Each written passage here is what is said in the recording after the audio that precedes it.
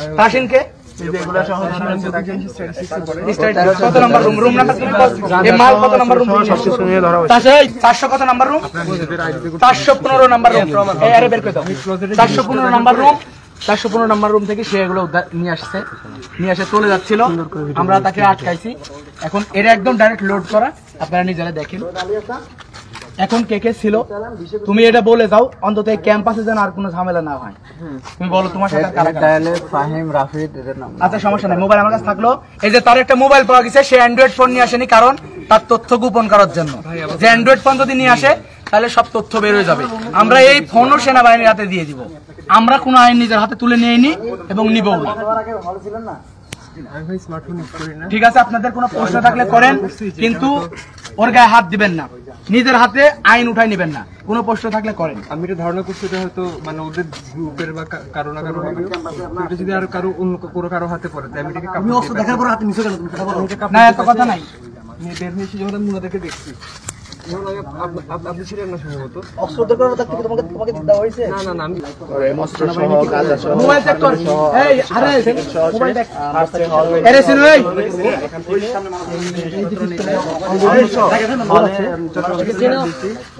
কেন আসছে তুই? আপনি কেন ও মাত্র আসছে এখানে? কেন ছাত্রলীগ?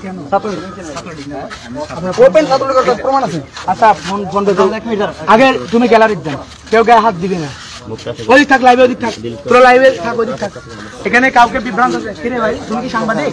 না না, তোমাকে এদিকে লাইভে থাকতে বলতেছি, লাইভে থাকো না কেন? তাকে নিয়ে যাবে, তার বিচার করে। নাম কি? নাম কি? হ্যাঁ, দাউদ সালমান। দাউদ সালমান বাড়ি কই? নাই না কেন? খাগড়াছড়ি পাহাড়ি অঞ্চলে। এই অস্ত্র দেখো, অস্ত্র গাঁজা দেখেন। এই যে অস্ত্রটা একদম ডাইরেক্ট লোড করা অস্ত্র। কিন্তু আমি চট্টগ্রাম বিশ্ববিদ্যালয়ের সমন্বয়ক, এই ইসাক এদিকে আসেন, ইসাক ভাই, উনি চট্টগ্রাম বিশ্ববিদ্যালয়ের সমন্বয়ক। এখন এই যে ডাইরেক্ট লোড করা একটা অস্ত্র, আমরা আস্তে আস্তে সে লোড করে নিছে, যে সামনে আমরা দাঁড়াইছি তখন সে লোড অবস্থায়, এই অস্ত্র লোড অবস্থায়। এখন আমরা এটা দৃঢ়ভাবে বিশ্বাস করি যে ছাত্রলীগের ক্যাডার দিয়া সমন্বয়কদের বুকে গুলি চালানো তারা চেষ্টা করতেছে। কারণ ছাত্রলীগের এই ক্যাডার দিয়া আমাদের বুকে গুলি করার জন্য এই প্রশাসন এখানে টিকে আছে, কোনো কারণ নাই। আমি আমাদের কেন্দ্রীয় সমন্বয়ক, আমাদের ছাত্র প্রতিনিধি আসিফ ভাই, নাহিদ ভাই এবং আমাদের যিনি প্রধান উপদেষ্টা ডক্টর ইউনূস স্যারকে বলতে চাই, স্যার সারা বাংলাদেশে যারা এই মুক্তিযুদ্ধ করেছে তাদের আজকে জীবনের চরম নিরাপত্তাহীনতা ভুগতেছে। স্যার আমরা রাতে ক্যাম্পাস পাহারা দিচ্ছি, দিনে ক্যাম্পাস পাহারা দিচ্ছি, কিন্তু দেখেন আজ গতকালকে আপনারা দেখেছেন আমাদের খান তালাত মাহমুদ রাফি সহ সমন্বয়ক কেন্দ্রীয়, তাকে হামলার জন্য তারপর হামলা করা হয়েছে। আজকে আমাদের ইসাক ছিল, আমি ছিলাম, আমাদের উপর হামলা করা হয়েছে। মূল কারণ কি? মূল কারণ চট্টগ্রাম বিশ্ববিদ্যালয়ে ভিসি পদত্যাগ চাই আমরা। মূল কারণ আমরা শান্তি চাই, আমাদের উপর আক্রমণ করছে ছাত্রলীগ দিয়ে। আমরা বলতে চাই দেশে আইন আছে, সবকিছু আছে, পুলিশ প্রশাসন, এরপর আর্মি যারা রয়েছেন, বিজিবি যারা রয়েছেন। আমরা ডক্টর ইউনূস স্যারকে বলতে চাই, স্যার আপনি অতি দ্রুত সময়ের মধ্যে সারা দেশে যে পদক্ষেপ গ্রহণ করলে এই ডাকাতদের ধরা যায় এবং এরা আমাদের বুকে অস্ত্র চালাবে। আপনি আজকে কেবলমাত্র হয়তো আমাদের আবু সাইদের কবর জিয়ারত করে আসছেন, আপনি বিশ্বাস করেন এই স্বৈরাচারের দোসর এবং যারা এই খুনিদেরকে যদি আপনি দ্রুত গ্রেপ্তারের ব্যবস্থা না করেন তাহলে আপনি অনেক আবু সাইদের কবর আপনাকে জিয়ারত করতে হবে। এজন্য আমাদের উদারত আহ্বান, স্যার আপনি দ্রুত সময়ের মধ্যে কিছু করুন। আসিফ ভাই, নাহিদ ভাইকে বলতে চাই দ্রুত সিদ্ধান্ত নিন। এরা প্রত্যেকদিন ক্যাম্পাসে ঢুকতেছে, প্রত্যেকটা জায়গায়, বাড়িতে। আমাদের চট্টগ্রাম কলেজের একজন মেয়ে গতকালকে ডিসি স্যারকে বলেছেন যে আমি স্যার এখনো বাসায় যেতে পারছি না।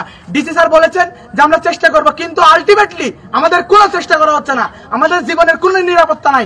একটা রিভলভার সহ একটা যখন ছাত্রলীগ আমাদের পুরো আক্রমণ করে, এরপরে আমরা একাধিকবার প্রশাসনকে ফোন দিচ্ছি, তারা আসতেছে না। তার মানে আমরা কি বুঝতে চাই? একটা ব্যর্থ রাষ্ট্রের প্রতি পরিণত করার চেষ্টা করছে তারা। আপনারা রাষ্ট্রের একদম উঁচু জায়গায় আছেন, আপনারা দ্রুত সিদ্ধান্ত নিন। এই হানাদার দোসর এরা যেন কোনো ষড়যন্ত্র করতে না পারে। আমি উদারত আহ্বান রাখতে চাই, যারা এখানে মিডিয়ার ভাইরা রয়েছেন, যারা লাইভে আসছেন, আপনারা লাইভে থাকুন। আমরা নিজের হাতে আইন তুলে নিতে চাই না। সেনাবাহিনী আসবেন, সেনাবাহিনীর হাতে আমরা তাদেরকে তুলে দিতে চাই। এর মাধ্যমে রাষ্ট্র যেভাবে মনে করে সেভাবে তাদের বিচার আওতায় নিয়ে আসবে। আচ্ছা ভাই, একটা প্রশ্ন করতে পারবো? জি করেন। উনি বলছেন যে উনি হচ্ছে মূলত সার্টিফিকেট নেওয়ার জন্য ঢুকছে। জি, ওনার ভাষ্য মতে উনি সার্টিফিকেট নিতে গিয়ে হচ্ছে একটা জিনিস দেখতে পাই। জিনিস দেখতে পাওয়ার পর এটা কাপড় একটা কিছু একটা পেঁচাই নিয়ে আসার পর আপনাদের হাতে তুলে দিছে। ওনার ভাষ্য হচ্ছে এটা। জি ভাই, এটা ওনার ভাষ্য হচ্ছে।